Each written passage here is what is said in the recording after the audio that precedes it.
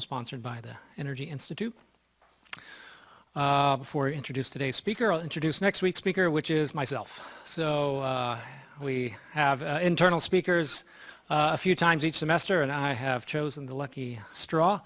And I'm going to talk about the macro scale of energy and macroeconomics and how energy is not usually incorporated in a fundamental manner into macroeconomics. And this will sort of dovetail nicely on the other topics we've had this semester already from Jesse Jenkins and the last one from Justin Ritchie. Today we have our guest from National Renewable Energy Lab, Adam Warran. He is the director of the Integrated Application Center. So if you want to know how to fit a bunch of components together in the electric grid and make them all work properly and in harmony, this is the time to ask. And he's going to give us a view of how these things are changing, how the electric grid's changing in Hawaii, the postcard from the future. So Adam, take it away. Thank you. All right, thank welcome you. Adam here today. Thank you. First of all, I'd like to thank the Energy Institute for inviting me and give us a chance to do this. We have an NRELian. Who knows NREL? Who knows who NREL is? Okay, some energy geeks in the room. That's good. We have an NRELian back here, Nick Loss, who is going to be, who's been on sabbatical for the last year and is going to get his PhD in the Weber group. So you'll be seeing a bit of me for the next few years, assuming you continue. I've been here for the last couple days talking to a number of the different researchers here across UT. We're excited about increasing our focus on UT and seeing where we can collaborate, where we can partner and do interesting work, and for those of you who are graduating soon, where we can hire people away from UT. So. Most people, I think, know NREL. If you've never been there before, this is what the campus looks like. We have two campuses. This is our South Table Mountain campus in Golden, Colorado, about 20 miles west of Denver. And we've got another campus just north of here where we do all our utility-scale wind and solar work. My office is right there. In rough numbers, NREL is 2,200 people now. We've grown pretty good over the 10 years that I've been there. We were probably around 1,400 when I first hired on. World-class facility. We've got 820 partners, annual budget over 400. It's about 450 now this year. We think it'll be $450 million a year, and national impact of 1.1 billion. What do we do? All things energy efficiency and renewable and advanced energy. So we have programs on all the big renewable energy topics. We do work in transportation and fuels. We do a lot of work on building efficiency and applying that efficiency work to others. And then the directorate that I'm a center director in is energy systems integration. So that means, well, how do as the world changes its energy infrastructure, how do we pull all these things together to continue to meet the services that we need with a reduced carbon footprint and at reduced costs. And I did include a picture of our North National Wind Technology Center, which is up by Boulder. So this was the pretty pictures of Colorado to recruit any students in the room. Also, our summers are much nicer than Austin. What does my team do? If you look at the lab as a whole, and any national lab as a whole, it typically starts with discovery of basic understanding, basic physics, through basic and applied research, where how do we take these technologies, how do we take this understanding of physics and create the technologies to address whatever needs that national lab is looking at. We're looking at advanced energy. Our team looks more on the far end of this spectrum, where we work with clients who have ambitious clean energy, ambitious resilient energy goals, and we help them understand how to meet those goals with today's technology. We're always kind of working on the edge, and then as we do that, we feed back the understanding we get from achieving those goals back into the lab to look for what's the next thing we need to be researching. And so I'm going to talk about some work that we've done over the last 10, 15 years now with Hawaii, and how that integration of applied work with today's technology, how that points the direction for future research into new technologies, and how it feeds back into research and analysis that needs to go on with understanding how new policies can change.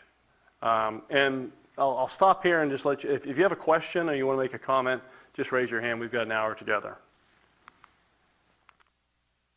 So I'm going to argue, and since many of you are energy geeks out there, the world's changing quickly. Frankly, more quickly than I thought it was maybe 15 years ago. Changing in many ways, not just from the technology standpoint, but also climate change. You know, over the last decade, LED bulbs have dropped in price by, almost getting towards their limit, almost over 95%. And that has a number of implications. It means our buildings are much more efficient than they used to be. It also has implications in the business models of utilities. Over the last decade, there is, because of that, the efficiency gains and the change in commercial and industrial use in the U.S., the growth in kilowatt hours being sold by utilities has not increased over the last decade. If you look at similarly at the price of wind, solar, and storage, all those prices have dropped dramatically over the last decade. So a lot of the work that we do now, when we're trying to help our partners answer questions like, what's the least cost mix of technologies to help me meet, let's say, my resiliency needs? If the grid goes down, I want my base to stay up. 10 years ago, least cost technology was almost always, well, just go put a diesel genset there. That'll keep your house or your building or your campus powered when the grid goes down. And now almost every time we look at it, no matter where we are, solar and storage are part of that mix. So the world's changing quickly. So the three pillars that are supporting this energy transition, this broader energy transition, societal transition to lower carbon energy sources. We think of three pillars. Physics, what are the physics of the world and how do we understand those? Values, this is really societal values. What do we think is important? And how do we state what's important within our policies? And then capital, that could be human capital, that could be money, and particularly in a capital society. You need these three things to be able to get anything done. So those of us who are engineers, we understand enough about the physics to be dangerous, so we can say, here's how we develop technologies to provide services that meet your needs. And then those of us who understand policy say, okay, society enacts policies to take the values that they have to actually create economic value. And then the capital, through that, business models and markets, we have actually a return on capital. Now all this kind of works together. And so if you're a technical person and you're really excited about the energy transition and you want to make a mark, it's not sufficient for you just to understand the technology. You've got to know enough about these other aspects of these markets so you understand where your contribution to the technology can have an impact. Same thing, if you are someone who's got an MBA and wants to do this from the business side, you need to understand markets, which means you need to understand enough of the technology so you can say, well, is this real or is this not real? So these things all interact. Someday I'll get someone that's better with graphics to pretty this up, but this is where my team works. We're probably stronger on the engineering side. That's my PhD in chemical engineering. But we typically understand the policy side and the business models enough that we can have a conversation about what's working. We call this techno-economic analysis typically. So if that makes sense, let me start going to talk about Hawaii and why we've been working in Hawaii.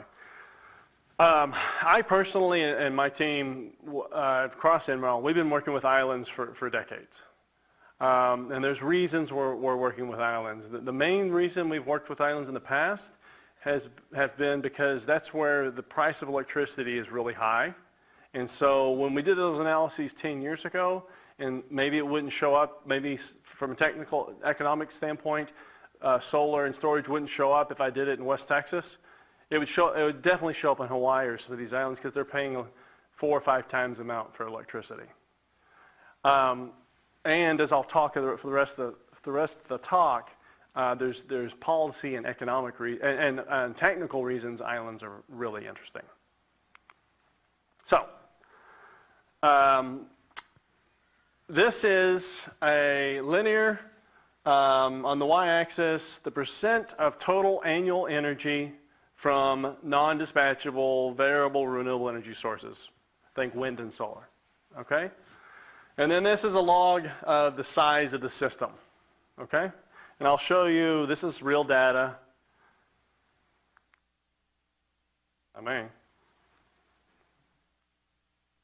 So here's some real data about different systems.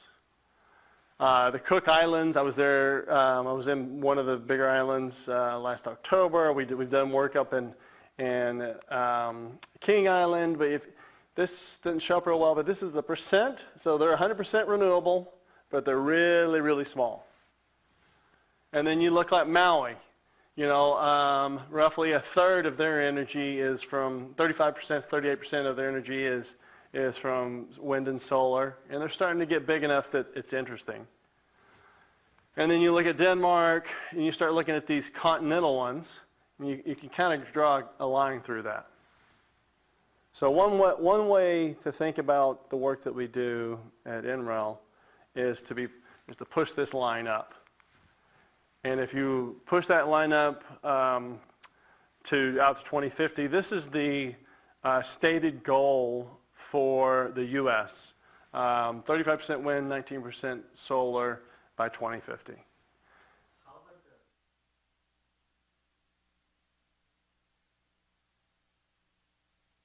How about how about the reliability of the systems?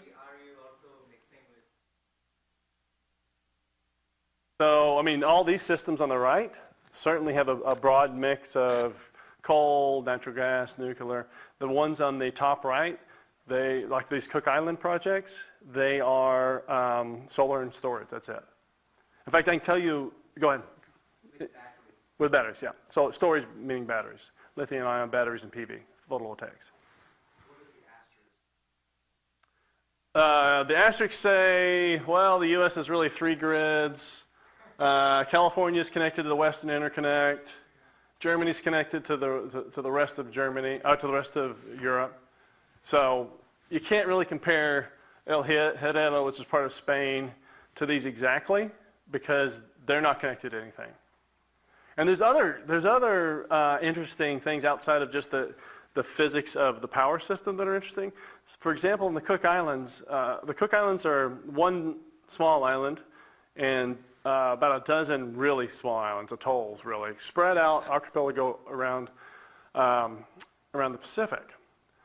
They have been shipping in subsidized diesel for decades to these atolls because, if you have a few hundred people living on these atolls, they couldn't afford to really survive if they had to pay for all their diesel.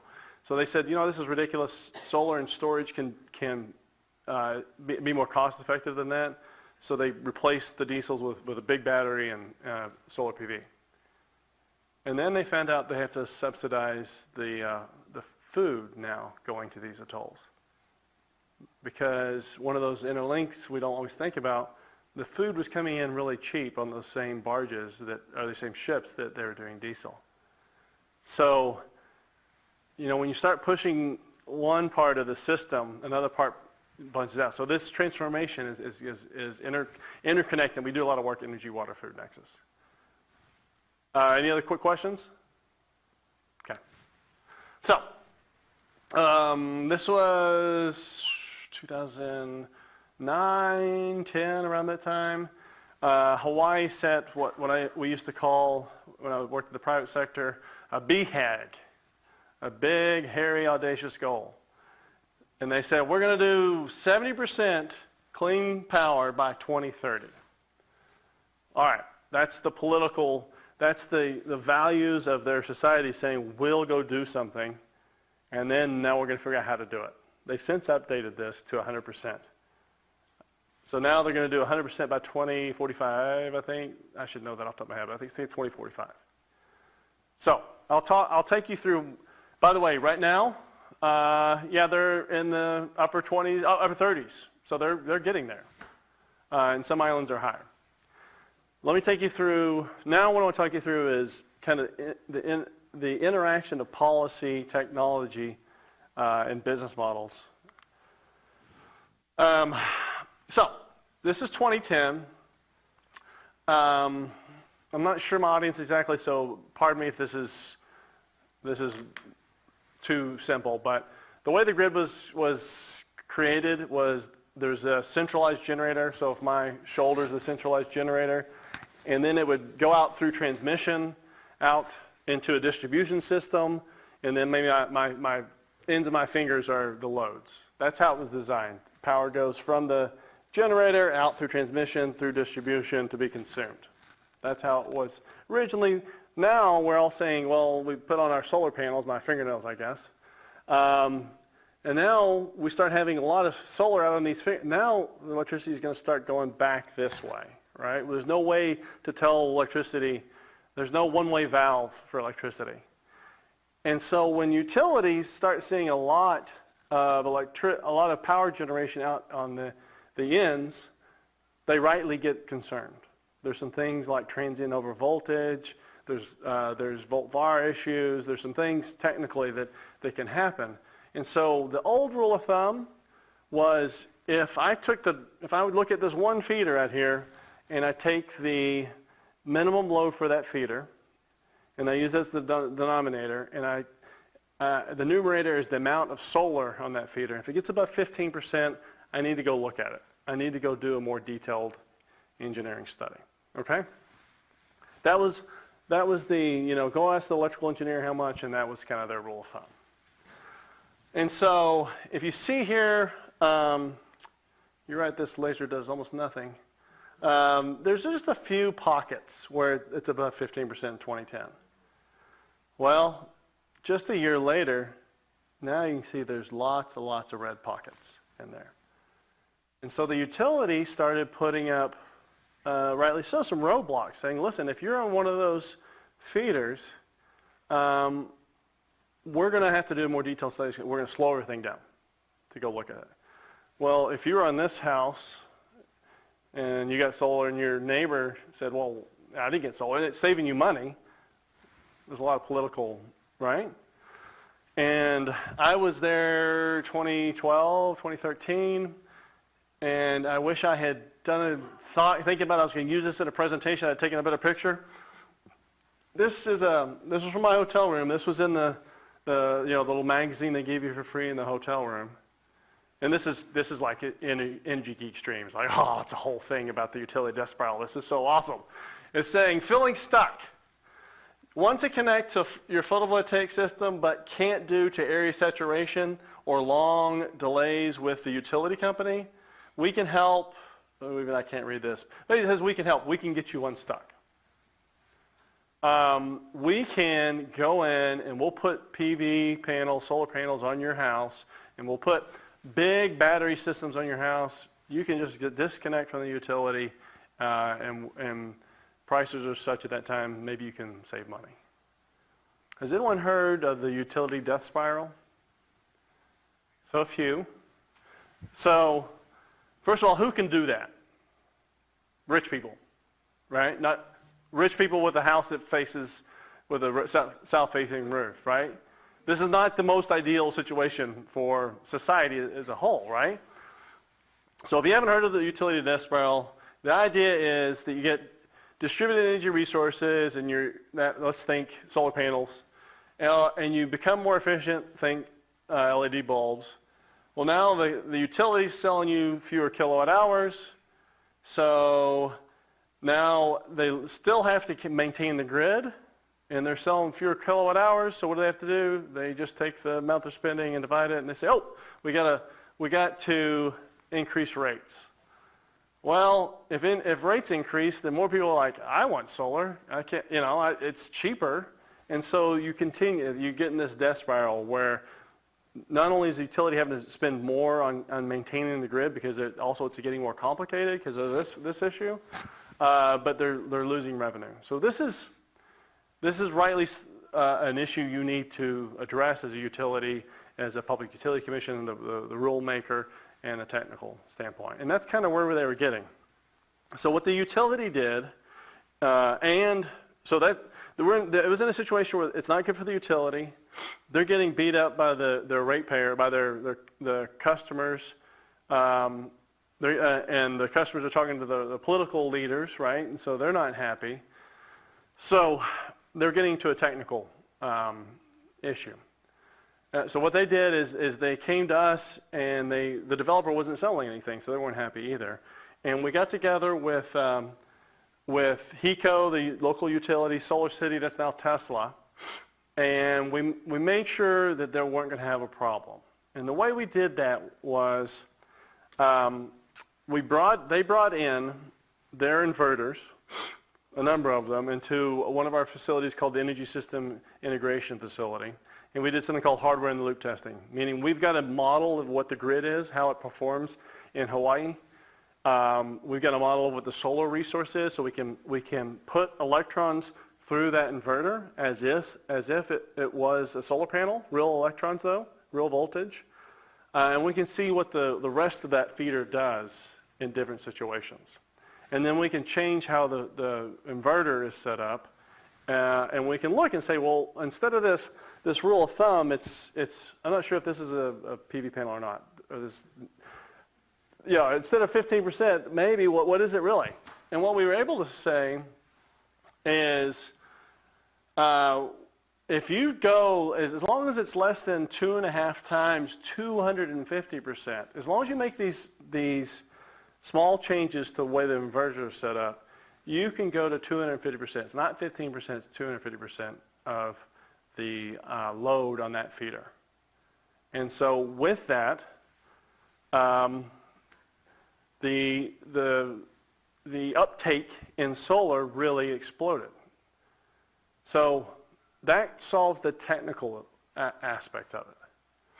It didn't solve this problem though. It didn't solve the policy component of it. And so the people who make the decisions, the policy creators in Hawaii, the Public Utility Commission, had to go and look and say, well, how do we solve this problem? Because it's no good for us to solve the technical problem if we put the utility out of business, or if we put the providers of solar panels out of business. So what they did was they went and they changed policy over time.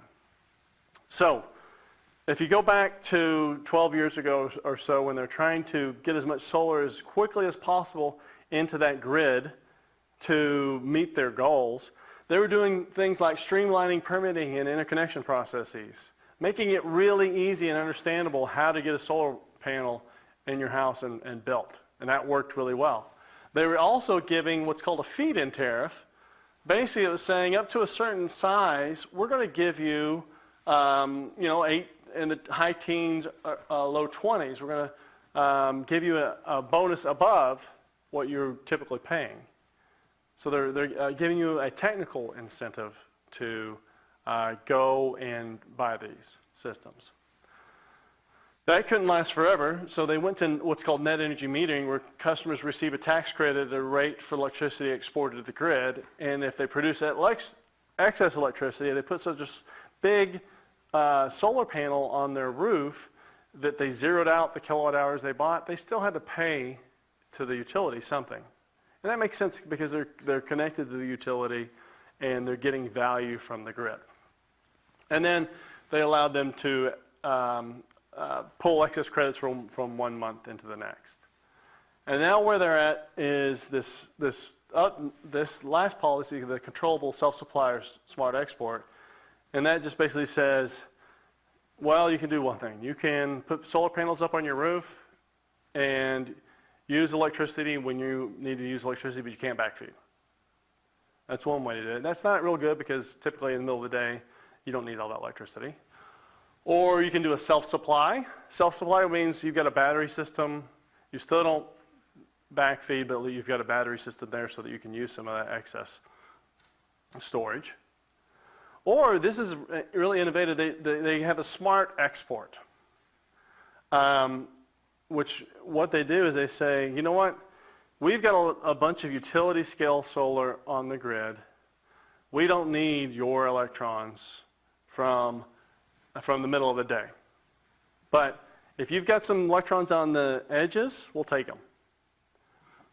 Or if you have some electrons at night, how do you get electrons from a solar panel at night? You have a battery as well. We'll pay you for those as well. And so there's a benefit for us, and we also get to control your inverter. We get to back you off a little bit if we need to, so that the utility can continue. If you're familiar with the duck curve, you know, they can flatten the belly of the duck, they can bend the neck over a little bit. I should have put the duck curve in here. And so that's the policy now. Now, is it working? Yeah, it's working. So they've changed the colors, but the dark blue here is 100% or greater in 2013. It's all over the place. And now the reds here are 250% or greater, so they've met the limit.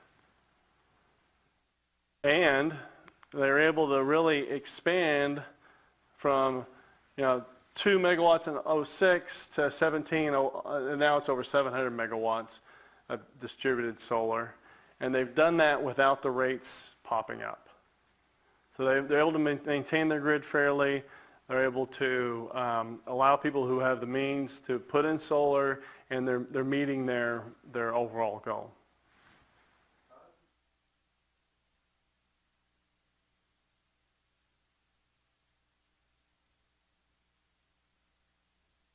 Okay.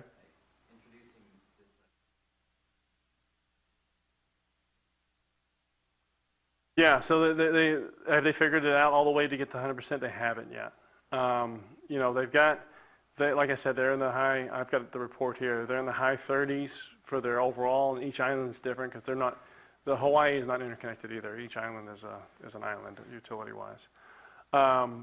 But now they're looking at, well, what is the long-term storage? What is the seasonal storage? What is the variability? One of the biggest things they're trying to do is to get into the loads, like they're doing with the solar panels now, and have more control over the loads. So put in smart meters, put in deferrable loads. There's a big push on electric vehicles at the same time. As they're putting those electric vehicles in, they're making sure that they can, not everywhere, but what they want to do is they want to go in and say, well, we're having problems right now meeting the load. Drop all the electric chargers for now until we get caught up. But do they know exactly how to get to 100%? They don't, and we don't either, but we're learning. They didn't know how to get to 250% of the daily minimum load either, so we're going to learn as we go. Any other questions? Yes, sir. So if you go back a few charts.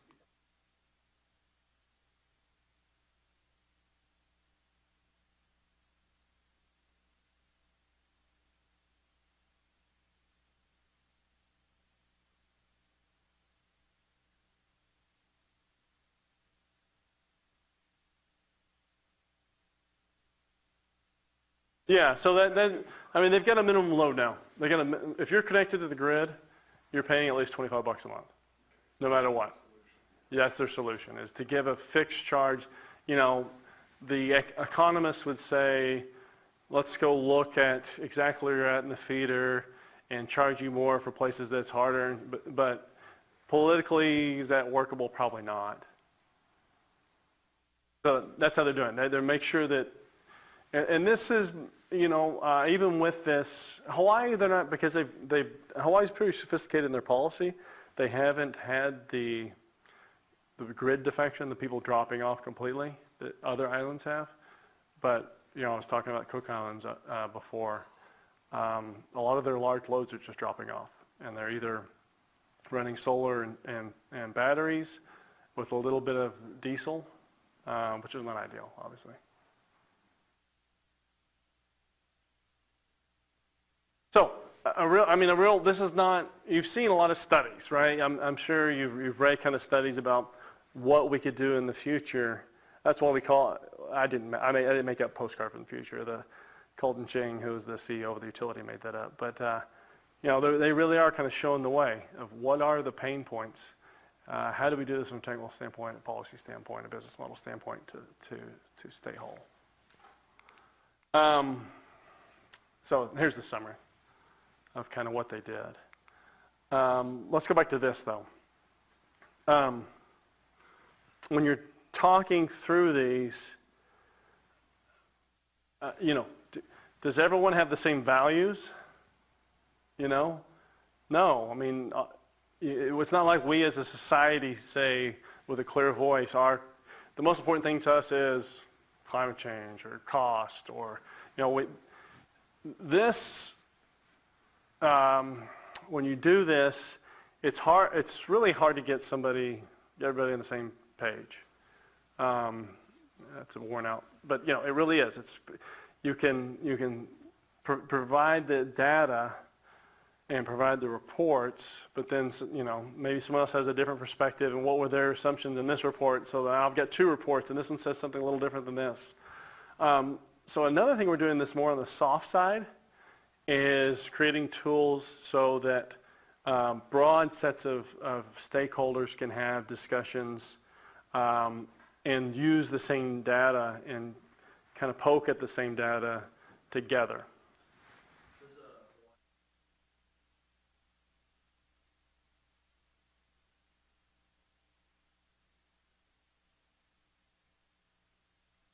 Yeah. The question was, does the tourism, the connection to the land, I'm adding that to it, but does that help with their goals? I think it really does. I think the fact that a big part of their economy is tourism, and then historically, the connection to the land. They've got some great videos, the Hawaii Clean Energy Initiative or the Hawaii State Energy Office put together to kind of bring that back to the Polynesians coming over and populating Hawaii, and how important it is to, instead of inheriting the land, you borrow the land from your future generations. I don't know if I'm not Hawaiian, I've spent some time there, but yeah, that's at least what I've seen. Yes, sir. Do any of the island energy systems come from tides? I only know of two tidal systems in the world right now, and they're both in Europe, and so that's still developing technology. Other than there's one in France that is basically the tide comes in, they close off the whole bay, and then they let the tide come back out through what looks like essentially a low head dam. And then the Bay of Fundy, the Bay of Fundy is up in Canada, and it happens to be the tide comes into the bay, it comes out and hits a bit of this back one at the same time the next tide's coming in, so it's like the kid in the bathtub going back and forth, right? And they have the highest tides in the world, and they're doing some of the same time, trying to prove it out. But tides also beat things up, so not a big one here. Yes, sir.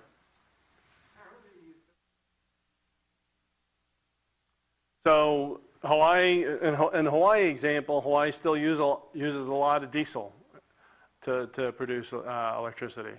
Hawaii still uses a lot of, still uses some coal, still uses some waste energy, and now there's much more solar and wind on the grid than there is distributed solar. So, I'm sorry.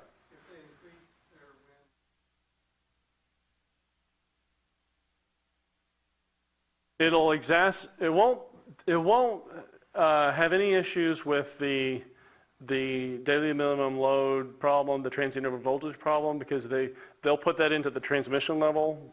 They'll put it into the, either at where the generation is or into the transmission level, so it won't cause problems there, but it'll cause other problems, because now they'll have they'll have less inertia on their system.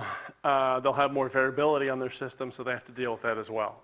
So they're putting in more centralized storage, for example, to help deal with some of those things, and they're putting in more flexible generators to help deal with some of those things. All right, so the soft side. But you know, this is how one of the focuses of our team, we talk about decision science, which is, okay, just given the data, just because you all are looking at the same data, how do societies, how do even just individual organizations make decisions? And how do you create the tools to facilitate those decisions? How do you create the data sets, the tools, the visualization capabilities, so that you can help drive informed decisions? And we're still learning how to do it.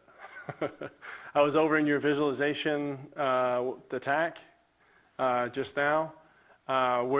You know, that's great, because you can all look at the same screen and talk about a problem. We're doing the same type of work at NREL. I was really impressed by that. But that is if you were trained as a chemical engineer, that's another skill set that I think we need to continue to develop at our universities and explore. So here's a baby step in that direction. If you look at Hawaii, here's just stream of consciousness, important decision makers with their logos. So public utility commissions, the counties, the consumer advocacy groups for the low and moderate income people, the university is important. And this is the real list is probably 10 times this long, right? So how do you, for these groups though, they are interested in working together, but they are asking us to help create tools. So the Department of Energy, through this program called the Energy Transition Initiative, sponsored us to support Hawaii Energy Office in assessing pathways to this 2045 100% goal. And so the context is Hawaii's got this BHAG that's going to take a lot of interesting things to get done. There's a challenge and need in what our approach are. One of the challenges is, as I mentioned with the example on Cook Islands, totally changing the energy infrastructure.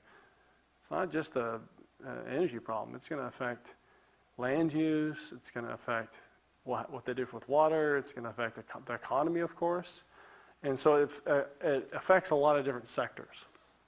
And so we want tools that kind of look at those interrelations. So we've created a model that starts to look at it. And I think right now we're just kind of looking at, we've punted on the broader, but we're looking just at the power sector and transportation. So adoption of electric vehicles. And that's of course going to affect different stakeholders, multiple stakeholders. And by the way, not all the stakeholders are, PhDs in electrical engineering, right? This is a broad sector of stakeholders. So we need to be able to but still get their input so they can make decisions so they can affect that model. And so we need to think about communication to broad audiences. And visualization is one of the ones that we've seen be most impactful. So right now, this is what we have. This is kind of the first baby step. This guy sits right downstairs from me, literally. Rob in Colorado can talk to John in Hawaii, and they can go in here and they can say, well, I want to look at CSP. I want to look at concentrating solar power on the grid. And if I put in a bunch of CSP, there's the solar coming through, and it's going to generate electricity at this time. What does that look like for my grid as a whole? What does that do to my diesel burning? What does that do to the waste to energy plant? Now this is still a work in progress. It doesn't do if you are, this is not a Plexos run, if you know what that is, but it's a higher level run. And so they're able to go in here and decide, okay, well, we don't want to do waste energy on this one, and now let's go run it and then we can all talk together. And right now what that looks like is we can stand in front of big screens and point, which is pretty good, right? It's better than not being able to stand in front of big screens and point. These are real data, and this is maybe a staged pointing, but the rest of it is what the system looks like. But where we're headed is something like this, and this is a prototype that the guys in Hawaii had developed. And this is starting to me at least feel like, where you need to go with some of these tools, which is you can actually get around the table, and the way these things work is you can grab these physical items and put in different energy sources, and then you can turn them up or down, and you can look at, this is Oahu, you can look at Oahu and say, well, if I do even more distributed solar, what does that look like? Where does it hit first? And what is that going to do to the business models, to the technical ability of the grid to handle these? This is hot off the presses, but this is where I think we're going as a group to help support some of these broader decisions. And if you're interested, I can send you this. Or I can send it, I guess I can give you this and they can get it from you. Lots of reports. If you want to print out all the reports that are behind this, you can knock yourself out. I've provided as many links as I can. But with that, I'll stop here. And these reports tell you kind of where they're at as well. I'll stop here and ask you if there's any more questions or discussion points. Yes, sir.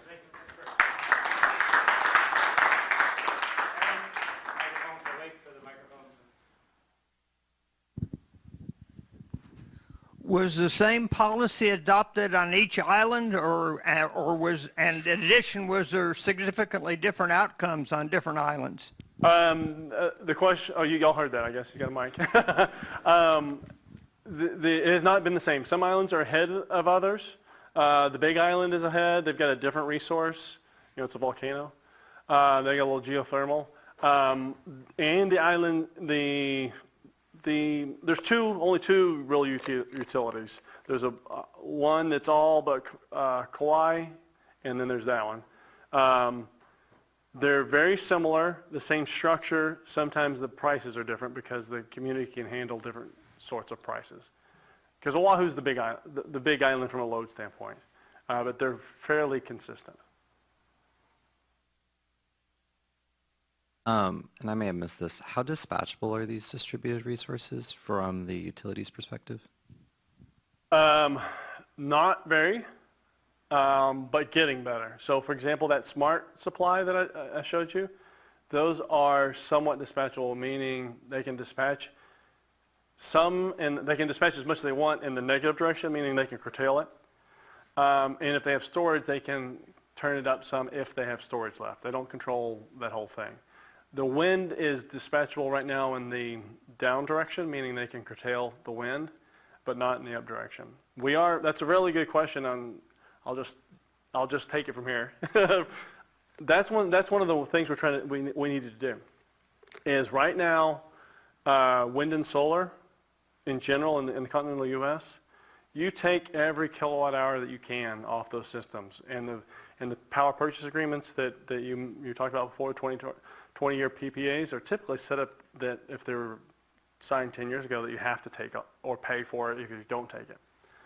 What we're looking at and where the market is headed is that you will be curtailing wind and solar maybe all the time. Meaning you say, okay, you have a 100 megawatt grid. I don't care if you could put 100 out right now. I want 90. Why? Because then when I need 10 more real quick, I can take it from you. And so we did a demonstration in California ISO, Independent System Operator, where we worked with Cal ISO. We took a 300 megawatt solar park, and we put up sensors so we can see the sky, so we know what the solar radiance would be, and we throttled that. And what's nice about that is, unlike a generator that's a spinning big thing that has mass, that you can't just instantly go faster. With power electronics, you can go faster really quickly. And so one of those reports I showed you shows you that. So in the future, we believe most of these variable resources will be, a lot of them will be throttled. Now, if you're going to do that, then you need to answer the third bullet thing I had over there, which is, well, okay, how do you do that? How do you create the markets so that you as a developer are still getting some kind of, so as they're, here in ERCOT, it's only kilowatt hours and megawatt hours, but maybe there's another benefit, that flexibility, and you're being paid for that flexibility. Does that make sense?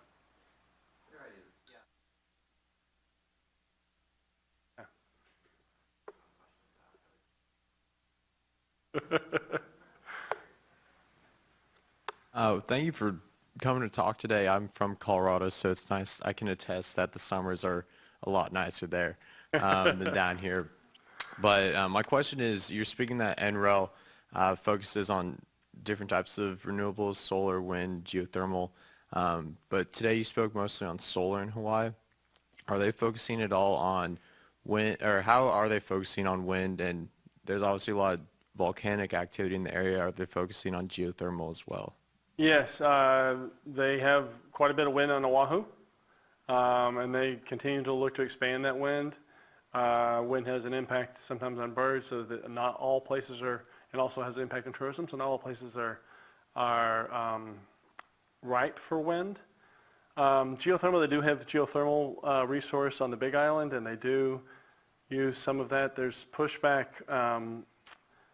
because that's a cultural kind of religious site and some of that, and so that has held back some of their geothermal, but they have a wonderful resource that they could power all of the Big Island with geothermal if they so decided.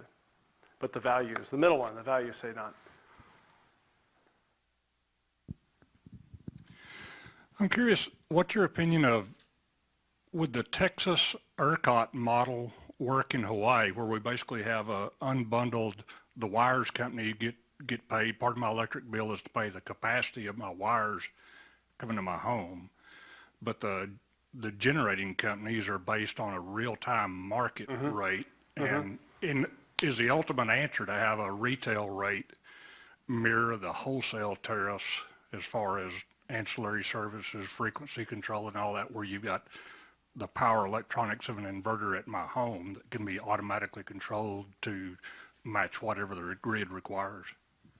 My opinion, not NREL's opinion, is that, I think that could work with, so that's the policy aspect of it, where you're just paying for kilowatt hours and you let the price move all over the place, right? First of all, it's not as big a balancing area, obviously, it's just a small island. And so you have to think about that a bit in your design of that. You can't get, West Texas wind that's so far away. So you got to think about that part of it from a technical standpoint.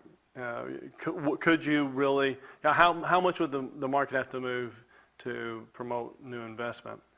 And then from a technical standpoint, to really do that, they would need to, because the variability is going to be higher as a percent of their load, because they're not big like Texas, then they're going to have to also think about technically, could you really move the system around that much and have things react to it with the right price signals? And it would require more communications to all the loads, all the bigger loads. So could they do it today? No, but that might be a system and a policy to look at in the future. I think I answered that. That's a good question, Adam. So you mentioned, or one of the questions earlier was about sort of ecotourism, and is that a reason to go renewable energy? How much thought has been put into how much of the eco will be covered at 100% renewable energy in Hawaii? Or how much are they thinking about that now? Or what is thought about how much land do you want to cover with, or take up with any particular energy infrastructure now? I mean, that's some of what this is. They are specifically looking at land being covered by solar, for example, on this. I think that's what that pink is. I'm going to lie to you on that. I haven't seen this yet. So is that at the stage But where you're... That's one using of the things they stakeholders want to look at in this model. You know, because one of the things they look at is like energy crops. Well, that requires a lot of land as well. So that's where we're at now. I don't know. There's no answers really to it yet. So they're engaged with stakeholders to see what people think they would Yeah. tolerate and that Yeah. kind of thing. All right. Yep. So I'm thinking about the notion of not letting the perfect be the enemy of the really good. So they have a lot of diesel generators that can ramp really well, right? So from your analysis, is there an inflection point somewhere above 80% renewables where it gets so much harder? Or where is that point where if they just use the diesel gen sets to firm, that's the most economic? It may not be perfect as far as zero emissions. Is there a point there that you've seen in your modeling? We haven't done that analysis, and they'll need to do it themselves. But there is, you know, from first principles, we know that last 1%, 10%. That's what I'm. You know, we're back to this again, right? 15%. You know, my guess is it's somewhere between that 20 to 10% is, you know, 10 to 20% that things suddenly get really, really expensive. Now, I will say that's with today's technologies too. So, like, this expansion of solar, when I started working in Hawaii 10 plus years ago, this would surprise me because I didn't think solar was going to drop in price this quickly.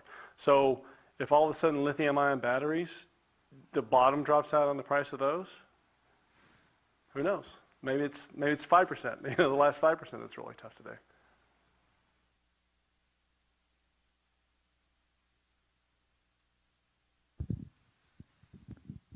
So maybe switching off Hawaii to the mainland, what do you say to detractors that say that the distributed grid is not necessarily the clean grid or the best way towards a clean grid? The what? I'm sorry, the what? That a grid? distributed grid or distributed generation is not the best or most efficient way to get to zero carbon grid. Yeah, centralized versus distributed. I mean, it's not. It's more expensive than centralized, right? But, you know, I bought a Chevy Bolt, and I don't know if I really needed that either. I would have wanted a Tesla, and I didn't get a Tesla. You know, so I mean, what are you optimizing on, right? So sometimes people want solar because they want solar. Yeah, he's a macroeconomist. The centralized system is going to be probably more per kilowatt hour is going to be cheaper, but there are real benefits to the distributed as well that aren't monetized right now, like resiliency. And so as storage gets cheaper, I think you are going to want to mix so that if you lose a big transmission line or, you know, a big storm comes through, you can have some resiliency. So like my house now, I'm NREL, I'm a total energy geek. Got solar panels, got an electric vehicle, but if the grid goes down, the solar panels shut off because they can't backfeed because they don't want to fry a service, a lineman. But I did figure out a way I can get 12 volts of electricity out of my car, but that's not probably the solution you want from forever. But I could at least keep the car warm.